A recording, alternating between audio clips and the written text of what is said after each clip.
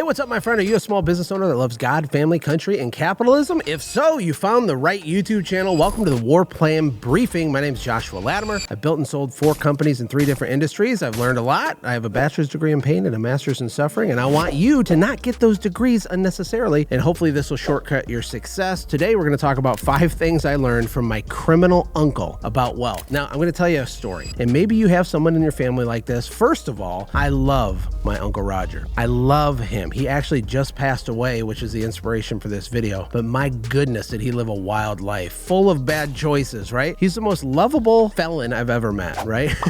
In the way that he lived his life, it's interesting because there's things that he did and choices he made that are actually success principles. And I want to share it with you for 2 reasons. Number 1 is that there's things to learn everywhere. There's lessons everywhere. You just have to learn how to bridge a principle back to your life. You can learn something from something your kid says. You can go to a restaurant and an offhanded comment the server makes could be a lesson or a tactic or an idea for you to implement into your life or your business or your family that can be useful. Let me tell you about my Uncle Roger. My Uncle Roger was one of those kids that from a really young age, there was red flags, you know? And it's funny because he's my dad's brother. My dad is the most consistent, hardworking, honorable, do it the right way kind of guy you're ever gonna meet. He's the guy that never call in late or never call in sick for work, and he wore that as a badge of honor. Yet his brother, who's just a few years younger than him, did literally the opposite in every category. They're raised in the same home, totally different lives, totally different paths. It's fascinating. It reminds me of the story of 2 brothers who are raised by an alcoholic. One becomes successful and blames his success on the fact that he was raised by an alcoholic and he didn't want to be like his dad. And that's really my dad. And the other one also becomes an alcoholic and blames his failure on the fact that his dad was an alcoholic, right? His perspective changes. So let's think about this for a second. When my Uncle Roger was younger, my dad told me a story. These 2 guys, and this is just outside of Flint, Michigan, which is where we're all from, and these 2 guys started following him around in their car, you know, 2 young teenagers driving their cool car, flexing, full of testosterone and bravado and all this stuff. And it got out of control. It happened for miles. They kept chasing them around, all this stuff. Finally, this car pulled in front of my dad and my Uncle Roger in front of their car. They got out and pointed a gun at my dad's car. My Uncle Roger, you know, my dad saying, "Oh my God, I'm sorry, we're good, man, it's cool," which is the intelligent thing to do. My Uncle Roger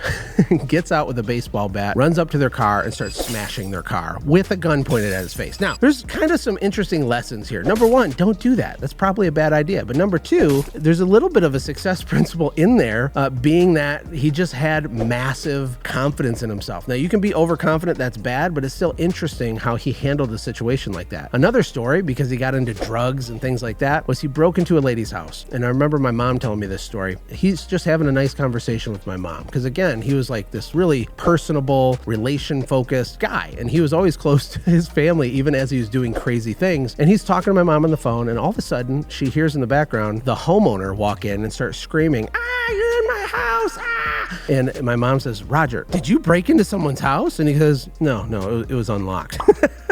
Right? So there's not a success principle there. I'm just painting a picture for you. Now, he spent a lot of time locked up, drugs and theft and all this stuff. And one time he escaped. He escaped from prison, okay? He made it all the way to Florida from Michigan, and a whole bunch of stuff happened. He got stabbed. He almost died. He hitchhiked his way all the way back to our house, and I was a little kid. He got to our house, knocked on the door, and my dad, being the older brother, put him in his car and took him back to jail.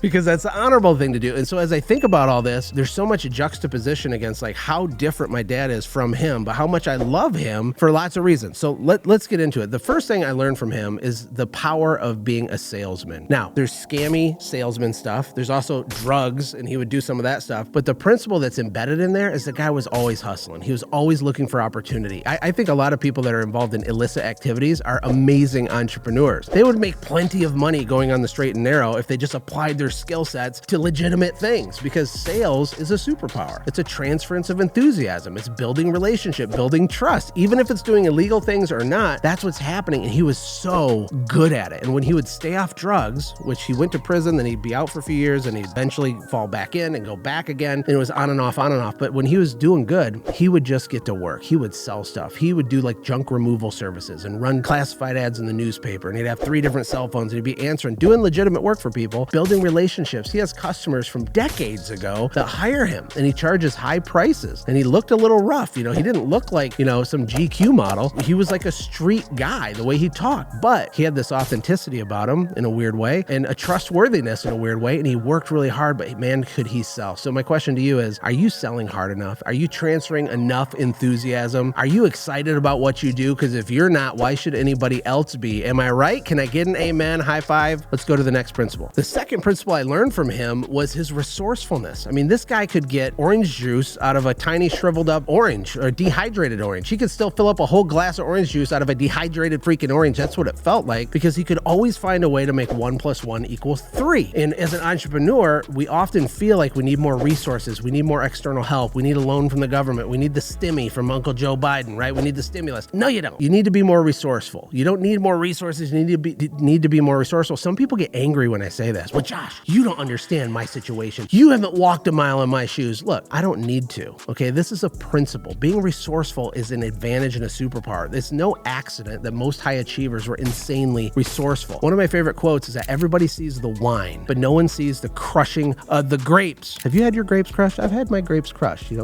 It's not fun. Look, you weren't there on Tuesday of 1982 when Jeff Bezos was strategizing in his garage, or whatever year it was, grinding, trying to make Amazon be a thing. You're only seeing the wine, right? And I'm not a big Jeff Bezos fan, although I appreciate that I can click a button and stuff comes to my house in an hour. He created massive value, but that's not the whole story. He had to be resourceful many times, repeatedly, over years, when he was in secret, when he was in the dark, when no one knew who he was, when no one cared, when he had no leverage. He still found a way to make it happen, and that is a superpower, and that's exactly how my Uncle Roger lived his life. Number 3 was my Uncle Roger's insane ability to mirror people he talked to and his charisma. I said he's a guy from the street. He had a set of friends over here that were all just career criminal people. Some of them really scary, some of them nice enough, but continuously, repeatedly making bad choices. But they had a certain way they talked, a certain way they walked. I noticed every time he got out of prison, he was more like that version, and it'd take him months to kind of get back into his normal self. But it's funny because a lot of his customers were like sweet little old ladies, right? Sweet little old ladies. And he would talk to them and get down on their level, and he would slow the pace of the way that he talked to them. And if he's talking to a 32-year-old attorney with a trophy wife who thinks he's awesome, he'd talk and mirror that guy different. And he had this really good ability and this incredible charisma no matter who he was talking to. And he could go from talking to a businessman at a multi-million-dollar house about a project he's going to do for him, and then 15 minutes later be mentoring a crack addict who lives in his neighborhood and be talking totally different to that guy. And there's a principle in there. It's called mirroring. You don't treat and talk to everybody the same exact way. Now, if you're going to be authentic and honest, you be you, but you can modify the way that you say what you say to make your communication more effective. There's tone, there's pacing, there's emphasis, right? Emphasis by itself changes the whole definition of things and the way you pause and all these things, right? These stack together to make you a better communicator. And if there's one thing my Uncle Roger was a great communicator. He had a way of making people fall in love with him very quickly. And these are learnable skills that you can do too. The fourth thing that absolutely blows my mind when I think about it, that's so powerful for you and for me to learn from, is that he had the ability to forgive himself. I meet so many people that are so hard on themselves for little tiny things they did in the past, little mistakes, little things, or maybe medium things. My Uncle Roger had a laundry list of horrifically bad things he forgave himself for. Now, you could argue on the one hand, oh, he's just a sociopath or something, but he wasn't. He wasn't at all. He loved people. He just had really bad impulse control, made repeated bad decisions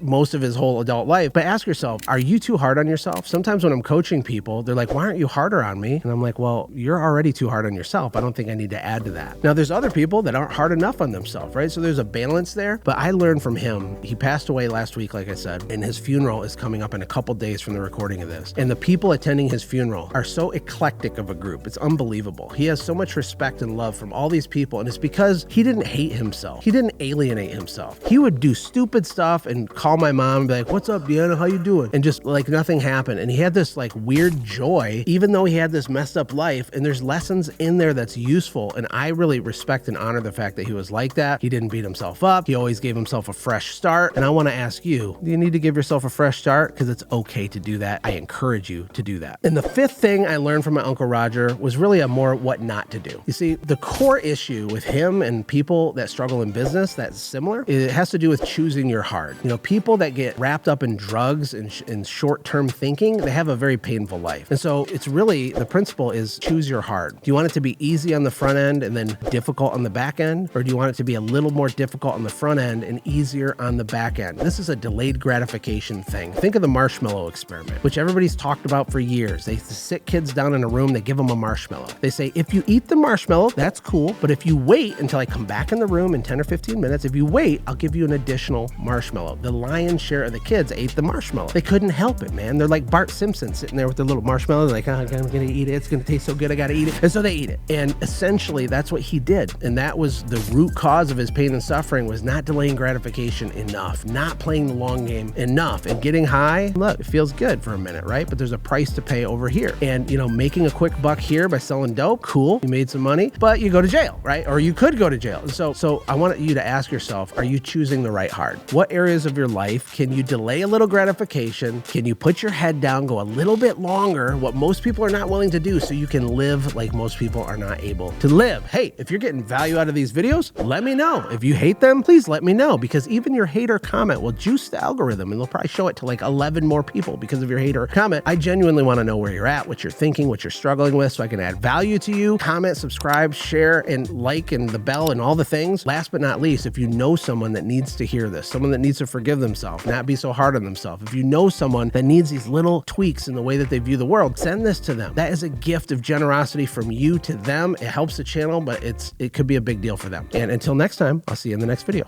Bye.